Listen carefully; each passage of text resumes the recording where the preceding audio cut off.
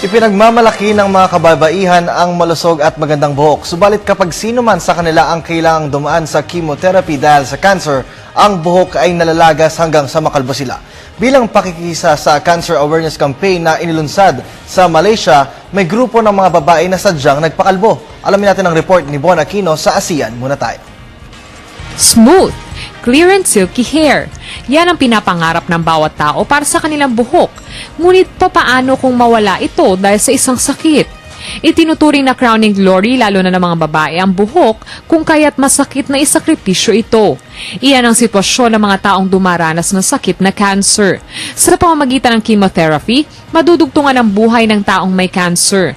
Ngunit kapalit nito ay ang paglalagas ng buhok na kalaunan ay nagreresulta sa pagkakalbo.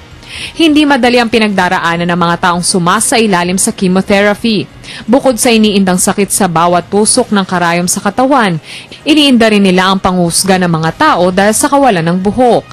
Dahil dyan, isang cancer awareness campaign ang isinagawa ng National Cancer Council of Malaysia upang magbigay suporta sa kanilang mga may kababayan na dumaranas ng naturang sakit at maipaalam sa publiko kung ano ang cancer. Ang kanilang suporta ay kanilang ipinakita sa pamamagitan ng pagpapakalbo o ang tinatawag nilang Go Bald campaign.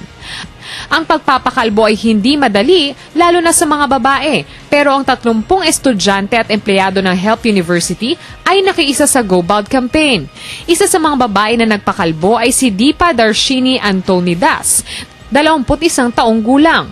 Habang siya'y kinakalbo, hindi magkamayaw ang mga tao sa pag-cheer sa kanya, bilib sa ipinapakita niyang tapang.